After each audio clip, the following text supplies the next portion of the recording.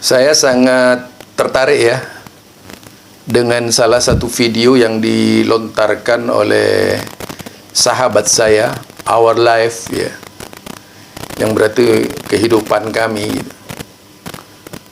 Dalam channelnya Our Life ya, ketika berbicara terkait Muhammadiyah yang dituduh Wahabi itu bukan baru, sudah dulu. Bahkan Muhammadiyah itu sempat dimata-matai ya. Dalam sejarah perjalanan panjang Muhammadiyah itu sampai pernah dimata-matai ya oleh kelompok-kelompok Aswaja itu yang ngaku-ngaku Aswaja. Karena saking takutnya, itu ada utusan dari Mekah yang diutus ke Indonesia memata-matai Muhammadiyah. Tapi assalamualaikum warahmatullahi wabarakatuh. Alhamdulillah, fa inna ahsanal kalami kalamullah wa khairal huda huda Muhammad wa syarrul umuri muhdatsatuha fa inna kulla muhdatsatin bid'ah wa kulla bid'atin dhalalah wa kulla dhalalatin finnar. Muhammadiyah itu bukan baru dituduh Wahabi. Sejak berdirinya Muhammadiyah sudah dikafirkan. Jadi mereka yang kemudian menghujat Wahabi itu takfiri, Wahabi takfiri, mereka itu pernah mengkafirkan Muhammadiyah. Cikal bakal ya, cikal bakal. mereka yang ngaku Aswaja dari kelompok adat ketika itu sudah ngata-ngatain Kiai Haji Ahmad Dahlan itu sebagai tokoh Wahabi. Nah, sekarang mereka bikin cerita yang lucu tentang Kiai Haji Ahmad Dahlan. Padahal dulu Kiai Haji Ahmad Dahlan ini menjadi musuh bebuyutan mereka itu. Musuh bebuyutan orang-orang yang ngaku Aswaja pada waktu itu. Dikafirkan, musolanya dibakar dan sebagainya gitu.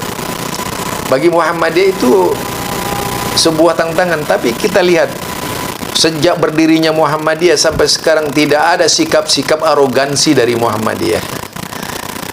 Benar-benar menunjukkan eksistensinya sebagai Muhammadiyah, umat Muhammad. Dicela, dicaci, benar-benar eksis sebagai umat Muhammad. Dihina gitu, dikata-katain di luar batas itu sudah. Bahkan mata-mata ditujukan kepada Muhammadiyah sebagai lensa kamera itu. Dimata-matai dari berbagai gerakan dakwah Muhammadiyah. Sudah biasa. Jadi kalau kemudian ada indikasi-indikasi kesamaan dengan Salafi itu karena memang berangkatnya sama dari olah pikirannya, walaupun ada beberapa perbedaan, sisi-sisi kecil itu tidak menjadi masalah dengan Muhammadiyah.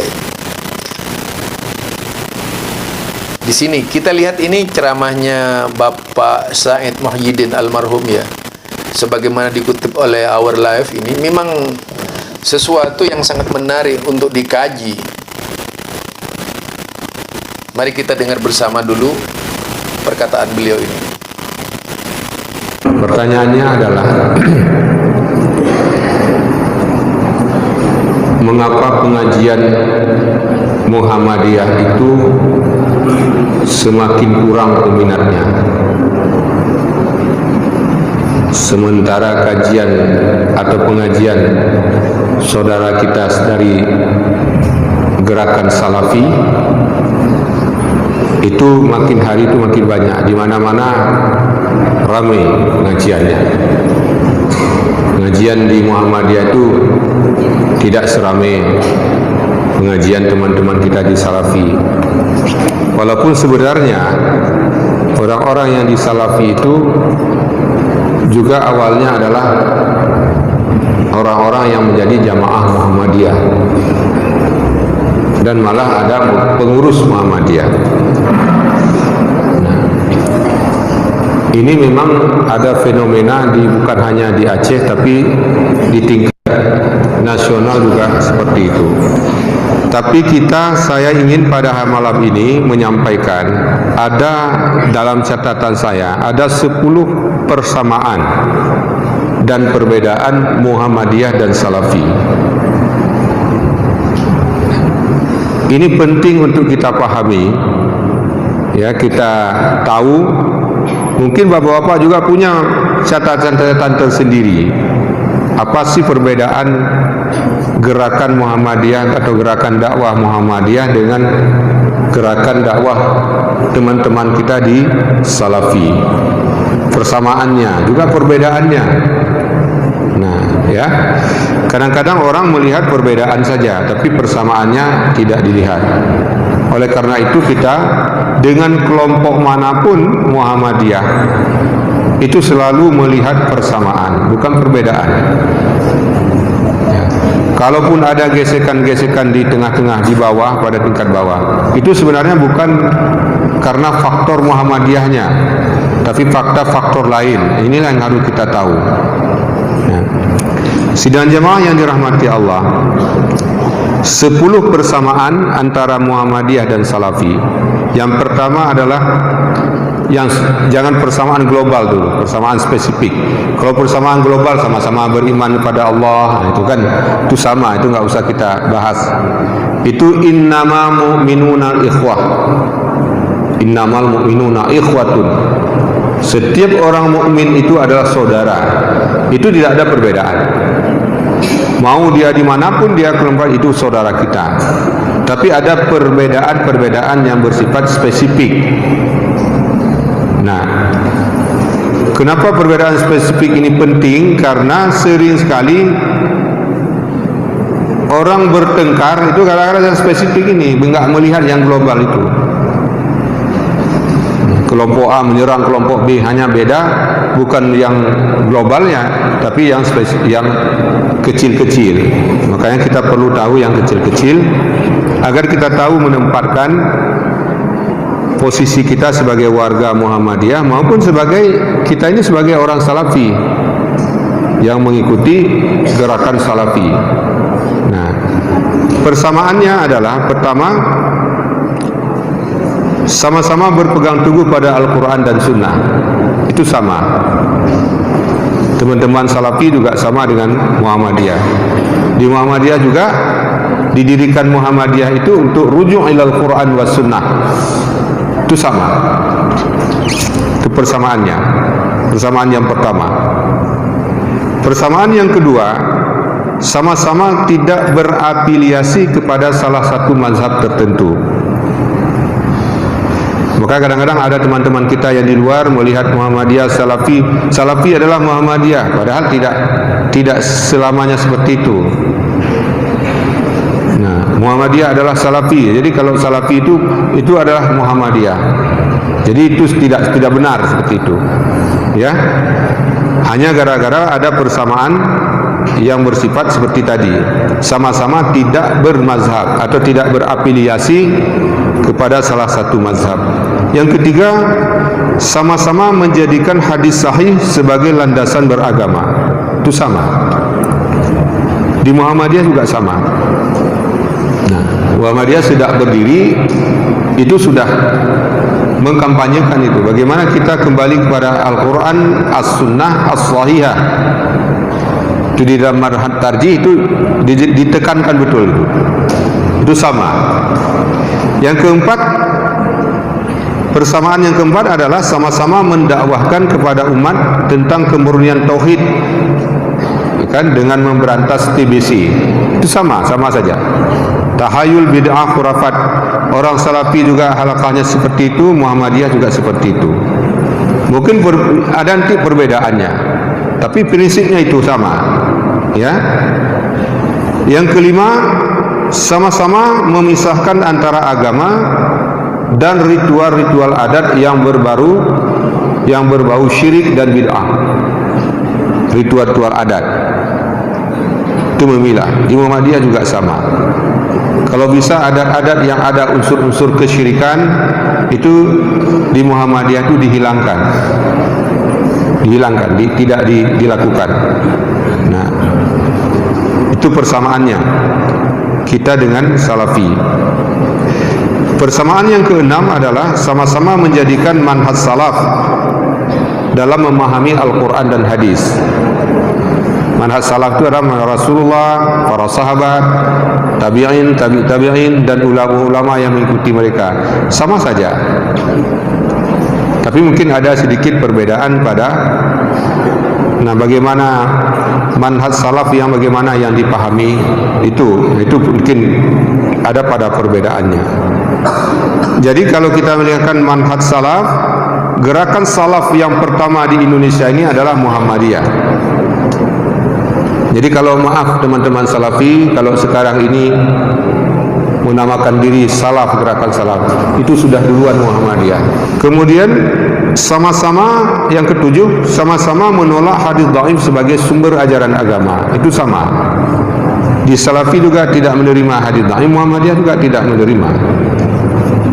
Tidak menggunakan hadis dhaif sebagai landasan beragama.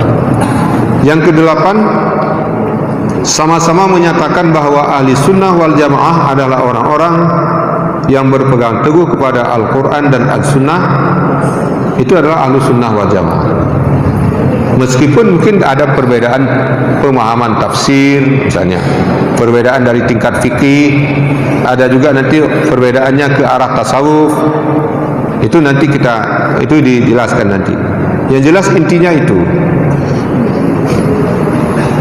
Ya ke-8, sama-sama mengakui semua sahabat itu adil. Di Muhammadiyah juga semua sahabat itu adil. Tidak ada sahabat itu yang cacat. Kalaupun dalam sejarah ada sahabat yang keliru karena ininya, tindakannya, tapi itu dikembalikan pada Allah. Intinya semua sahabat itu adalah bersifat adil. Oleh karena itu di dalam Muhammadiyah tidak ada mencela sahabat. Bagaimanapun derajatnya, selama dia masuk dalam tabaqat sahabat, dia adalah diakui sebagai sahabat, maka dia adalah adil dan tidak boleh dicaci dia. Yang ke-9, persamaan yang ke-9 adalah sama-sama menolak segala bentuk syirik dan bid'ah. Itu sama, tapi mungkin bagaimana nanti kita dalam mengaplikasikan. Yang ke-10, sama-sama menolak segala bentuk wasilah dalam beribadah kepada Allah kecuali dengan amal saleh. Itu sama. Jadi teman-teman kita dari Salafi juga sama, kita juga sama. Nah, itu dia ucapan dari Bapak Said Muhyiddin almarhum, Allahumma firlahu warhamhu wa'afi wa'afu anhu. Jadi itulah perkataan almarhum terkait dengan Salafi, tokoh Muhammadiyah dari Aceh. Beliau seorang PWM, pimpinan wilayah Muhammadiyah di Aceh, dan meninggal tahun 2000, yang menggambarkan ada persamaannya. Toh kalau dari awal sejarahnya ya sama dengan Salafi-Salafi sekarang ini,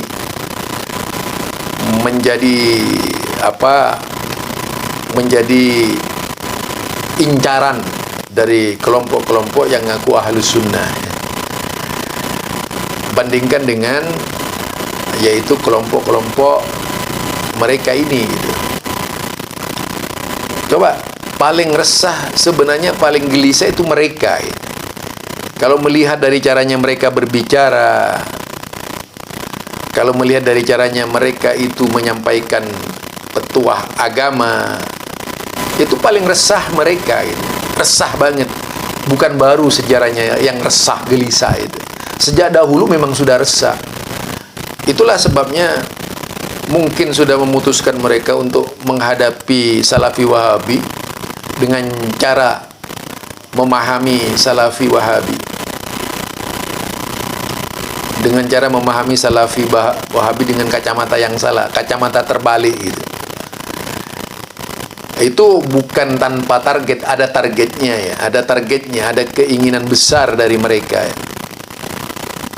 Bagaimana menutup akses setiap paham yang berbeda dengan mereka.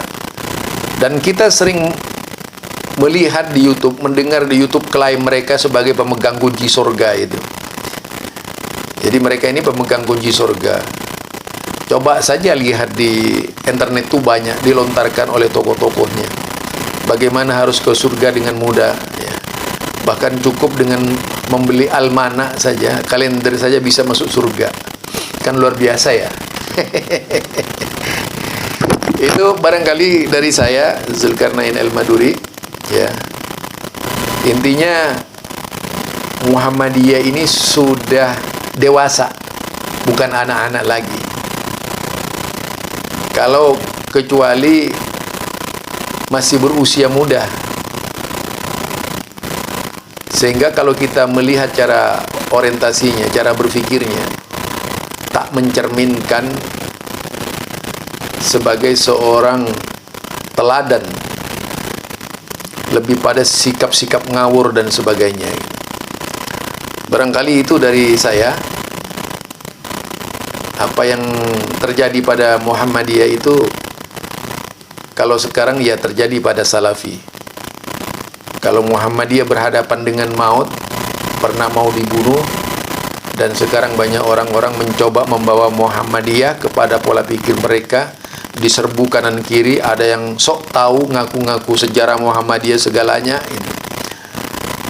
Mereka itu mencoba membedah sejarah Kiai Haji Ahmad Dahlan dengan tidak benar gitu ya.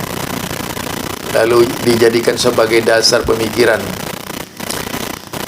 Subhanakallahumma wa bihamdika asyhadu an la ilaha illa anta astaghfiruka wa atubu ilaik. Assalamualaikum warahmatullahi wabarakatuh.